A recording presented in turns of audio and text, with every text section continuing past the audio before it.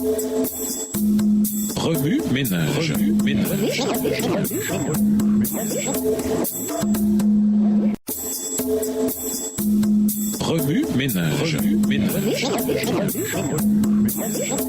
Bienvenue dans votre émission. Ménage. Nous voilà à la leçon de lundi. Interpréter la réinitialisation. Lorsqu'on examine ce que les Écritures disent du sabbat, on trouve un passage clé, Ésaïe 58, les versets 13 et 14. Ce passage décrit ce qu'il faut faire et ne pas faire le jour du sabbat, ainsi que les bénédictions dont bénéficiera le fidèle observateur du sabbat. Cependant, le chapitre 58 ne débute pas par une discussion sur le sabbat. De plus, ce début ne peut être dissocié de sa conclusion. Les Israélites désobéissaient à Dieu, Ésaïe 58, verset 1, même s'ils s'adonnaient avec ferveur à des activités religieuses, versets 2 et 3. Mais leur religiosité était contre-productive, verset 4, et ne correspondait en aucun cas à la volonté exprimée par Dieu, verset 5. Dieu désirait, en opposition à leur activité religieuse égocentrique, qu'ils lui expriment leur engagement envers lui par des actes de service désintéressés envers les autres, au verset 6, 7, 9 et 10. Comme Jean l'a dit plus tard, si quelqu'un dit « j'aime Dieu » et qu'il haïsse son frère, c'est un menteur. En effet, s'il n'aime pas son frère qu'il voit, il ne peut pas aimer Dieu qu'il ne voit pas. 1 Jean 4, le verset 20. On ne peut rater un petit mot dans les versets 9, 10 et 13. Si,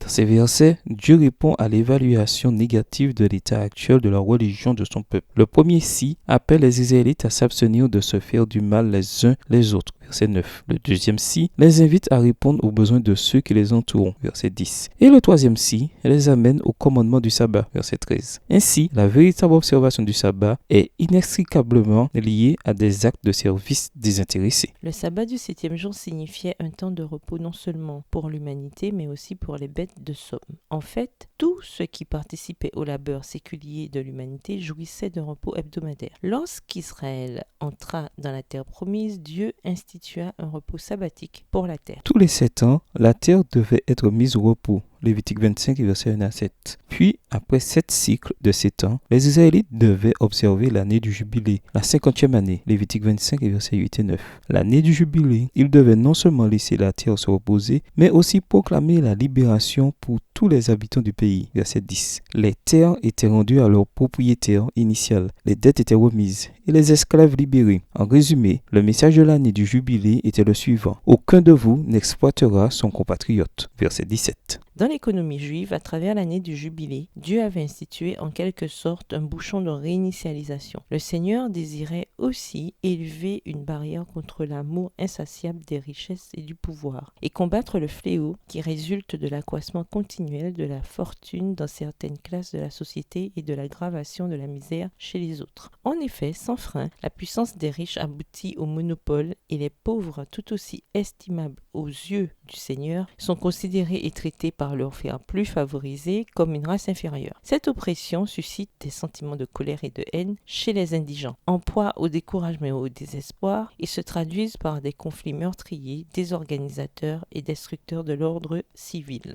Or, les lois établies par Dieu en Israël avaient pour but de préserver l'égalité sociale. L'année sabbatique et le jubilé, celui de rétablir et de reconstituer ce qui, dans l'intervalle, s'était désaxé dans l'économie sociale et politique de la nation. Texte tiré du livre Patriarches et prophètes, au chapitre 51 à la page 513. Ainsi, d'une semaine à l'autre, le sabbat nous rappelle que nous sommes égaux devant Dieu. La pleine compréhension de notre valeur en tant qu'être humain nous confère la responsabilité d'aider les opprimés et d'abaisser nos notions élevées de valeur personnelle. L'observation du sabbat conduit à la bienveillance chrétienne. Remue ménage, après avoir regardé votre texte écrit à noter, quels éclairages particuliers vos notes semblent-elles indiquer dans l'ensemble? Quelles questions émergent après l'étude de ce passage? Quelle partie du passage trouvez-vous difficile? Quels autres principes et conclusions découvrez-vous? Comment un chrétien doit-il se comporter face à la réalité de l'inégalité des richesses? Au revoir. Et à demain si Dieu veut.